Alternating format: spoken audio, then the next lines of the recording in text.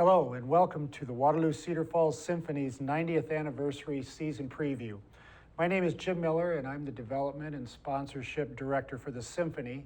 I'll be your host today, and with us we have guest Executive Director Rich Freevert, and we also have Pauline Barrett, Artistic Director Jason Weinberger. Rich, I'm going to begin with you. You've been here for just about a year now with the Symphony and came to us recently from Minnesota. And you're probably still a new face in the community to some. Share a little bit about your arrival and what's been happening the last year. Well, actually, this is my second arrival, I guess, in the Cedar Valley. I went to school here at UNI back in the late 1970s and was actually on the Symphony staff as, at that time, it was called Coordinator of Operations. That was my first job here.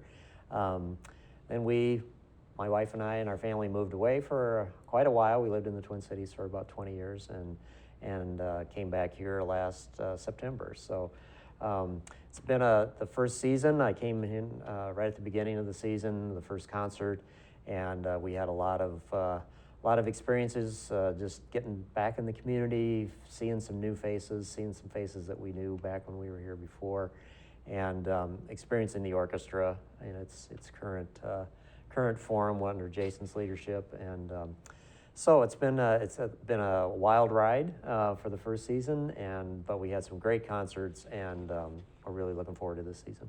Yeah, it has been an exciting year. Thanks, Rich. And also we have Maestro Jason Weinberger with us today. And Jason, could you just tell us a little bit about what's going to make this upcoming season so special? Well, yeah, anybody who's watching today will see that it's our 90th anniversary. And so we wanted to put together a selection of concerts that would reflect the special nature of that kind of anniversary. I mean, if you think about it, there are very few institutions in almost any community that have had the opportunity to serve the community for that length of time. So we have a series of concerts we think are going to appeal to just an incredibly broad array of folks. And we also have a really special 90th anniversary celebration, kind of like a birthday party that we're throwing for ourselves. And that's going to be on New Year's Eve of this year, December 31st of 2019. So really, I think there's going to be a lot for everybody in this season and some incredibly exciting artists that we're going to talk about as we go through. I know you've got some material to share with our viewers today, and we're going to talk a little bit about what's going on with those concerts. And of course, also some wonderful themes that are going to trace their way through the season. And this is where we sort of start to get a little bit more into the musical side of what the orchestra is doing.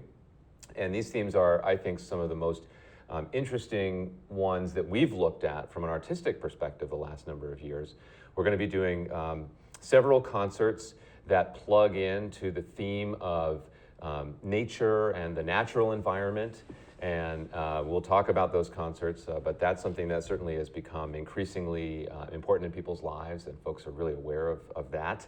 We wanted to connect with that theme. We're also going to be performing works on every single concert throughout the year by women, and also highlighting the work of some other really outstanding women.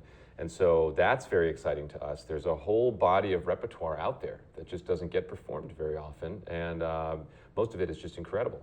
So we can't wait to share that music with our audiences, and in some cases we're learning that music for the first time ourselves. And then finally, we're really excited this year, especially on our 90th anniversary, to celebrate our own players. We're calling this Honoring Our Own, which is these incredible musicians who play in this orchestra.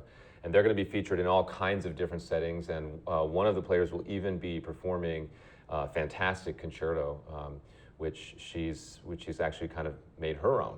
So we're very excited about that. We'll talk a bit more about it during the half hour here, but it's been a great process putting the season together. In fact, it was fabulous to work with Rich very closely on developing the season, and also some other folks that we worked with.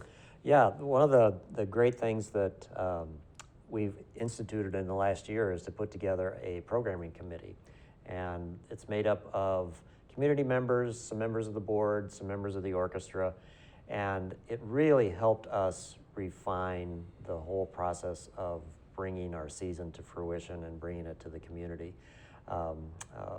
Jason and I kind of behind the scenes how this works. Jason and I come up with some ideas for the season. We take it to the program committee. We have had several meetings, They sliced and diced it and gave us their feedback and actually came up with some of the ideas that are on the season. The Rhapsody in Blue on the first concert, the New Year's Eve, all that came out of the programming committee. So we really feel like we're plugged into the community and getting the community feeling about what we're doing. And I think that's really going to pay off for us as we go into this season and into the seasons that we have coming up later. Sure, thanks. I know it's going to be an exciting season. There's been a lot of excitement in the office. Folks are starting to talk about things. We have a beautiful brochure if anyone would like to stop by the Gallagher Blue Door in our office, room 17, and grab one of those. You'd be welcome to do that. But we're doing some other exciting things, including, Jason, this last year, we had so many people come to the pre-concert chats, and I know you'll say something about that. And we have, I believe, 5 concerts in the Gallagher Blue Dorn this year, and 2 at the historic Brown Derby Ballroom in downtown Waterloo. We're going to start off the season just after mid-September, September 21st, 7 o'clock in the Gallagher Blue Dorn Great Hall, from Havana to the Arabian Nights. Tell us about that, Jason. Well, yeah, we want to start our season with a bang, and this is like 10 bangs. I mean, I don't even know how to really describe this concert. And musically, it's just so spectacular, and it's got music with a huge range of influences, but just so colorful and just such an incredible range of sounds.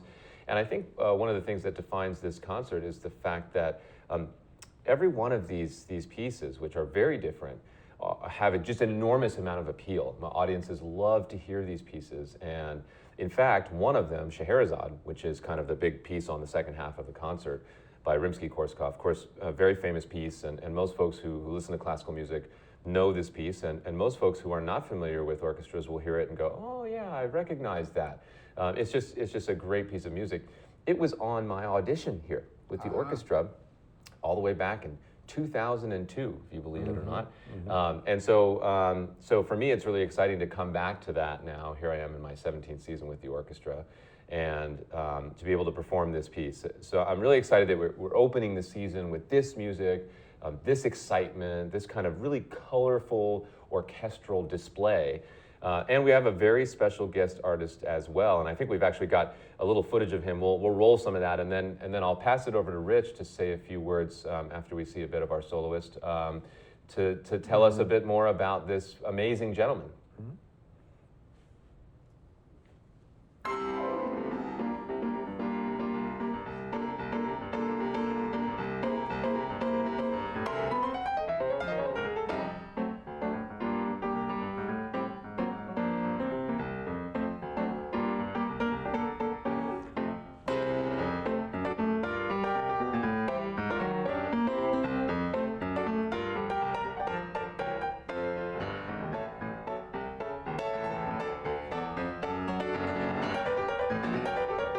Yeah, I think you see in this Chito Herrera's connection with Gershwin. He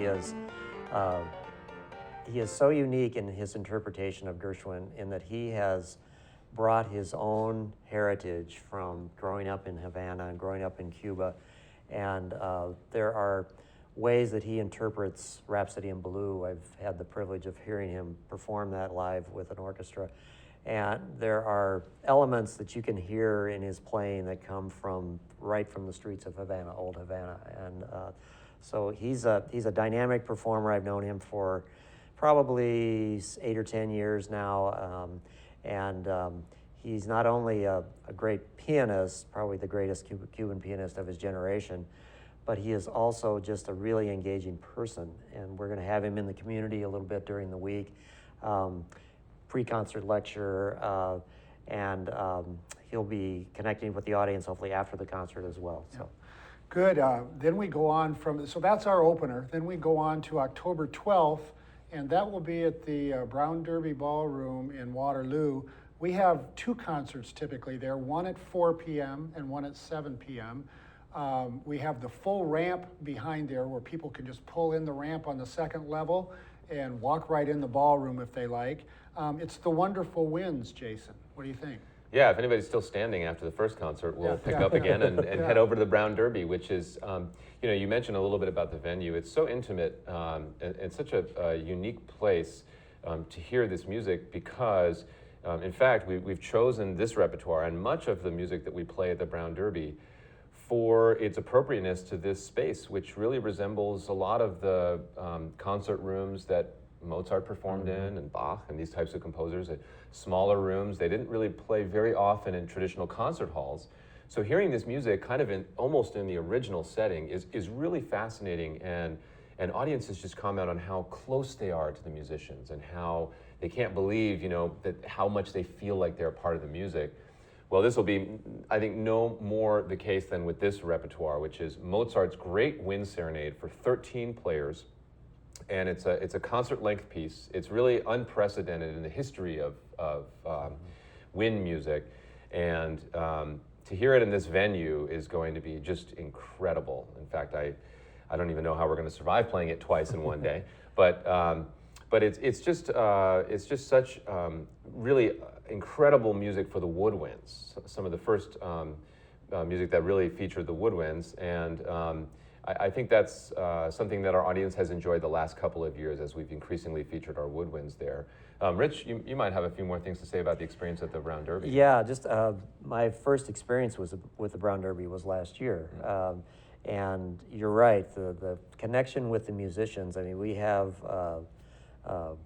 musicians and audience members sitting as close as you and I are sitting right now while they're performing the music, and the level of artistry of our professional musicians that we have in the orchestra really comes through when you really see the physical nature and how music is actually produced on these instruments, particularly the wind instruments. So it's really a great setting. Then we move on to November 2nd. I do want to point out to our listening audience, that is the day before my birthday. You don't have to send cards or anything, but I thought I'd throw that out there. Make sure we say something from stage that night. That's going to say, we'll announce how many it is We'll that say night. happy birthday to Jim. But anyway, that'll be at 7 o'clock back at the Gallagher Bluedorn again. And I did want to quickly mention, we're starting to have some more fun prior to the concerts. We have the chats. This year we'll have some other interesting things going on in the lobby. So people could come early, have fun, get a cocktail or something, that's fine. Jason, again, this one is American Grandeur. Yeah, this is a special concert for a couple different reasons. One is that it connects with all those themes I mentioned about our season. We're going to talk about how this program kind of takes in the whole panorama of this country's natural spaces. And also we feature some music by a woman whose pieces are not very well known, Peggy Stewart Coolidge, but who wrote some fabulous music, just great stuff. People are going to love hearing this music, and it's just almost kind of a shock that it's not known or performed more. But I think what really makes this concert special is two specific works that are going to form kind of the point and counterpoint on the program. And one is a new piece by a great composer from here in the Midwest named Jake Romig. He's actually the finalist for the Pulitzer Prize this year in music, which is just amazing. I mean, a huge honor. And we were pretty excited. Yeah, We had just when we finished heard that, commissioning this piece, and he's telling us it's almost done. And then all of a sudden we see in the news, hey, he's the Pulitzer Prize guy. So we were excited about that, and I think people will experience the quality of his music, much of which is inspired by his work with his wife in residencies out all across the American West, and particularly out in the Rockies.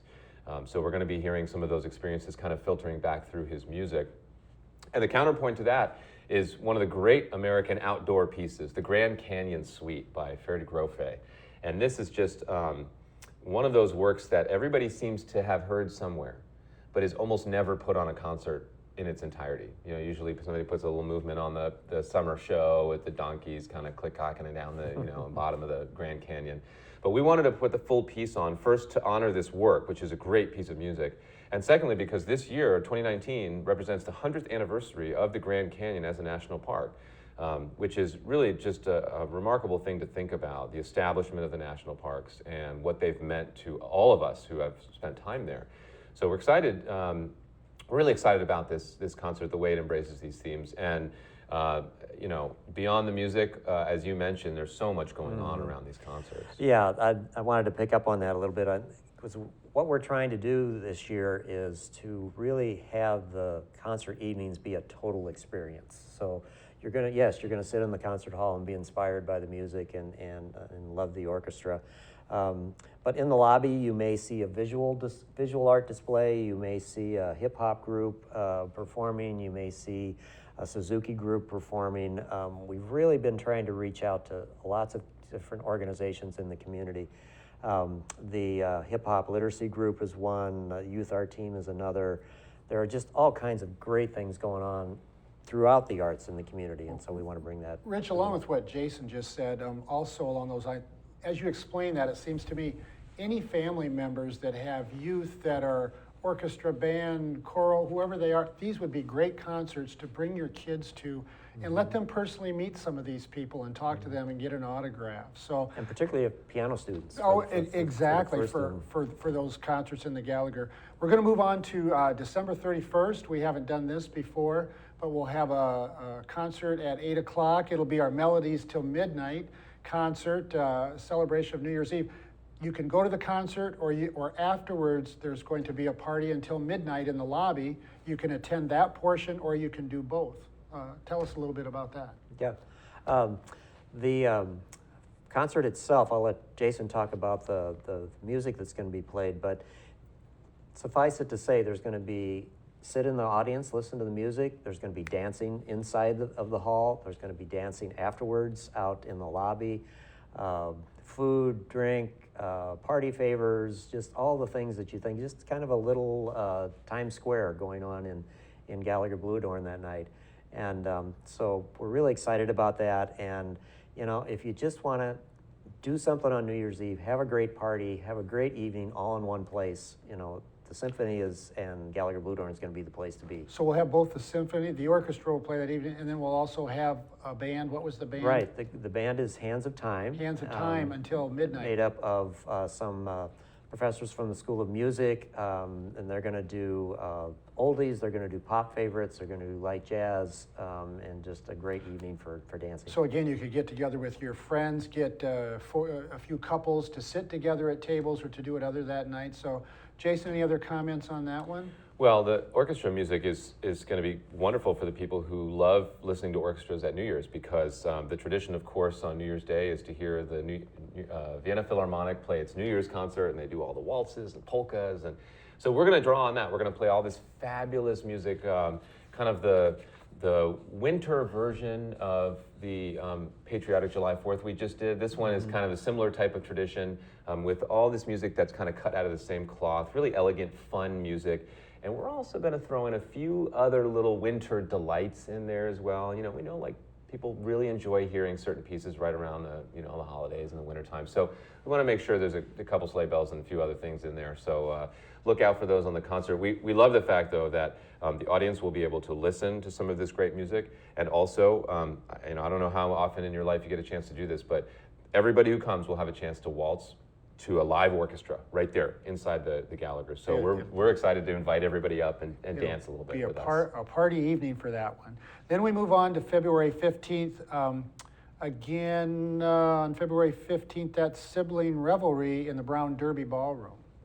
So what's going to happen, Jason, at that one? Yeah, I like the title that our group came up with after looking at this program, because these two siblings, amazing musical siblings, they weren't really rivals. Instead, they actually, most of the time, wrote music together and performed together at all these amazing soirees and parties in the 19th century.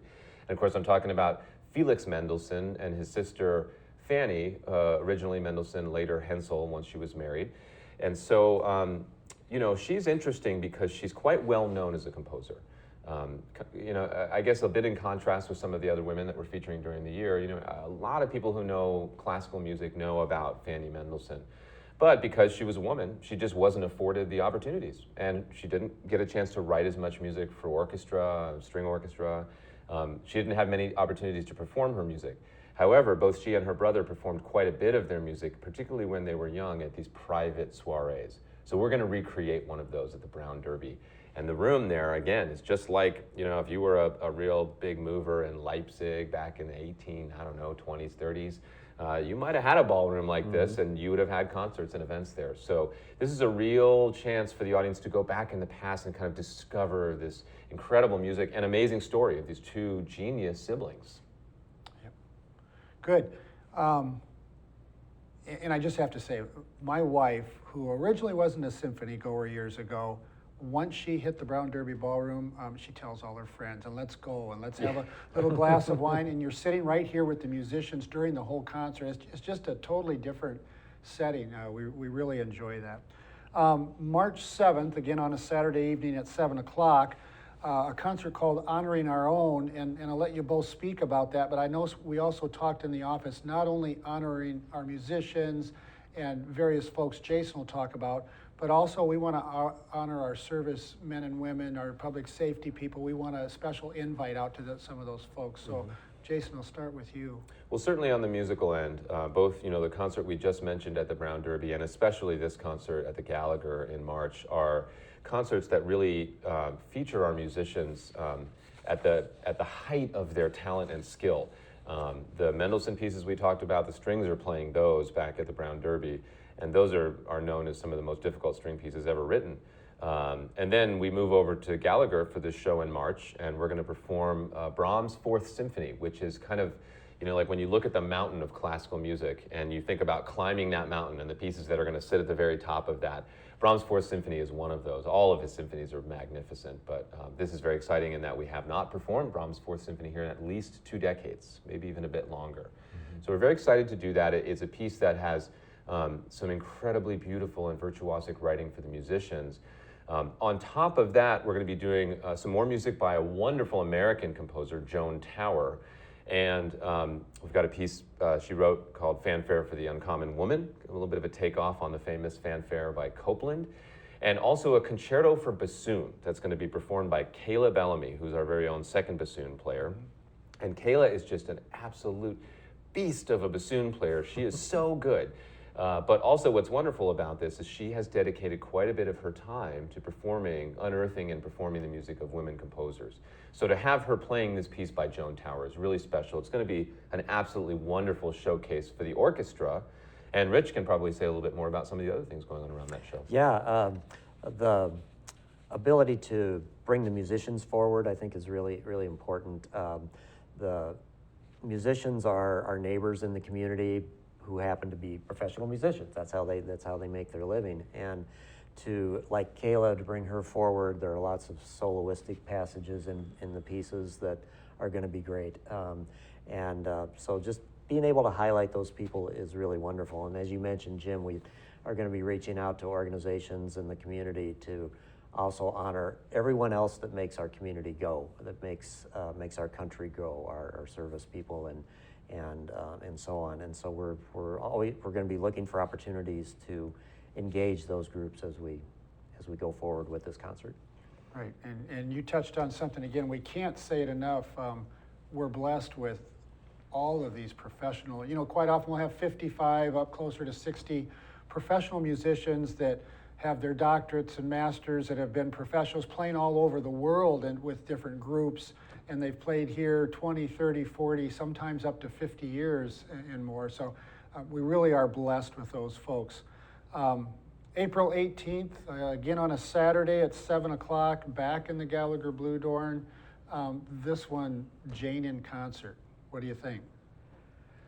Well, this is a really fun Yeah. one. I'm gonna let Rich kick it off Yeah. because he has a good story about kind of even how we got to this presentation. But I can talk a little bit about the music, and we've also got a little bit to share with the viewers today. Yeah, the whole programming committee discussion about this. We had when I came here, I was so impressed with everything that Jason has done with multimedia presentations of music, and he really is a national leader in the presentation of multimedia concerts. We've done some concerts with film. We did Nightmare Before Christmas last November, which was a very fun evening. We're going to take a little different twist this time, and we had quite a lively discussion in the committee about what direction to go with this. Do we continue to do the movies? Do we just do music on stage, kind of staged music with the orchestra? when we settled on doing a documentary, and it's a very, very stunning documentary about Jane Goodall's work, and it's really, really inspiring. It's inspiring visually. Her story is inspiring, and the music by Philip Glass is just the perfect accent with the overall presentation. So it's really great. And again, we're going to be reaching out into the community and talking about maybe having a forum, talk about some environmental issues, but maybe comment a little bit on the Philip Glass connection here. Well, sure. Clip. Yeah, I was going Yeah. to say let's run a little clip of this and take a look, and we'll hear some music. And as we come out of that, I'll say a few words about that.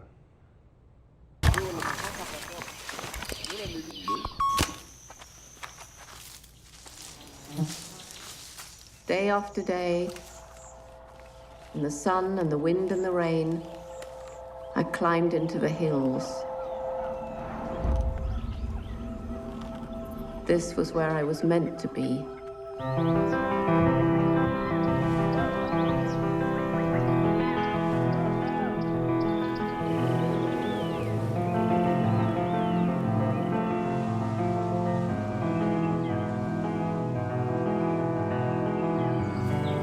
The more I learned, the more I realized how like us they were.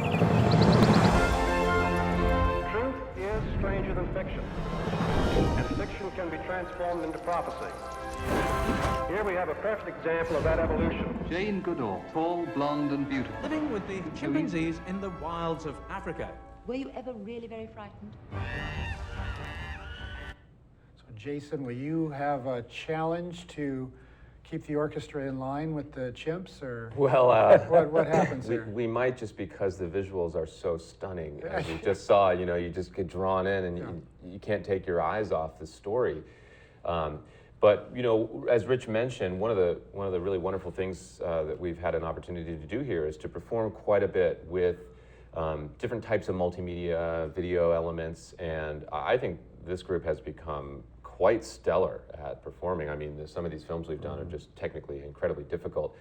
This adds a new layer because the music is by Philip Glass, of course, an amazing and really legendary contemporary composer here. We actually premiered a work of his last year. We were one of 10 orchestras that commissioned a new piece by Philip Glass. That was very exciting, and people really enjoyed that. So we think the combination of his music with this incredibly powerful film is going to be just a very special combination, a really, really moving experience for the audience. And again, as we had mentioned right at the top of the show, this is such a wonderful opportunity for us to just engage with a whole large group of people in our community and organizations who are interested in this story, of course, who love music, and who also want to see this history of this remarkable scientist.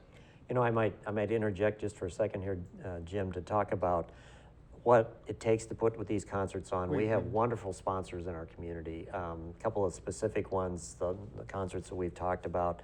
The Gallagher Family Foundation has helped us. Buzz Anderson helped us with our outdoor summer concerts this year, is also a sponsor of the New Year's Eve concert. And you work with them every day, and these are just wonderful people that make these concerts happen. Great folks, and I know we're at the end of our time. I think there's a screen with some information on how to get tickets, and we want everyone to purchase tickets to all of our shows. And should be a wonderful year of live music. You can get tickets at the Gallagher Blue Dorn or any Unitix office. You can call 319-273-4849 for Unitix. You can get on our WCFsymphony.org website for more information. And Jason and Rich, just want to thank you today for the 90th anniversary season premiere for our folks. And thank you for allowing us to come into your homes today and give you all those updates. Thank you so much.